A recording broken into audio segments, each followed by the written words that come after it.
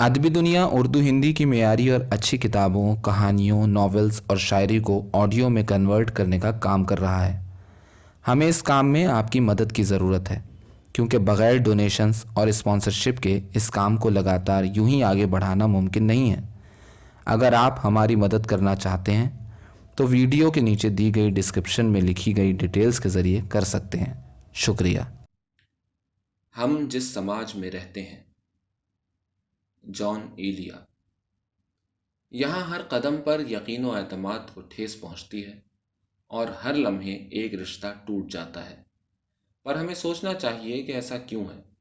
यकीन की इस कहत साली और बेयकीनी की इस गर्म बाजारी का आखिर सबब क्या है? क्या इंसान फितरतन अच्छे और फितरतन बुरे होते हैं? ये एक तवील बहस है। इस सिलसिले में तारीख़ की दरसगाह ने जो इल्म अरज़ानी किया है, उसकी रोशनी में समाजी कदरों और रिश्तों का ये मसला बड़ी हद तक वाज़ेह हो जाता है। हम जिस समाज में रहते हैं, खुद गर्जी और ख़ुद मुरादी उसका दस्तूर और हक तलफ़ी उसका रिवाज है। अगर एक शख्स अपनी खुशी के लिए दूसरे का दिल दुखाता है, अगर एक आदमी अपने फ़ायदे के लिए दूसरे को धोखा देता है, अगर किसी ने किसी के साथ गद्दारी की है और एक गिरोह ने दूसरों का हक मार रखा है, तो ये सब कुछ इस समाज की निहाद और बुनियाद के ऐन मुताबिक है।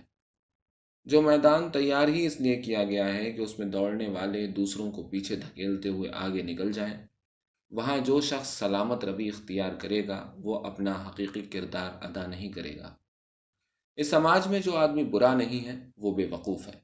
अब रहे बुरे होशियार, तो जाहिर है कि उनका कुछ ज़्यादा कसूर नहीं है।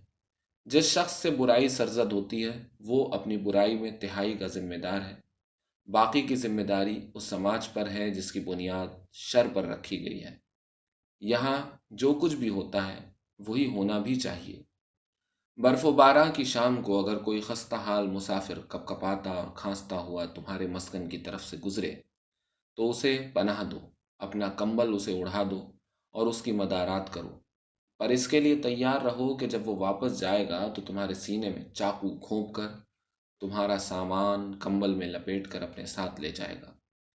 इसलिए कि उसे आने वाली ज़महरीली शाम का खौफ सता रहा है, और आज शाम जिस कंबल ने उसे सर्दी से बचाया है वो तुम्हारा है।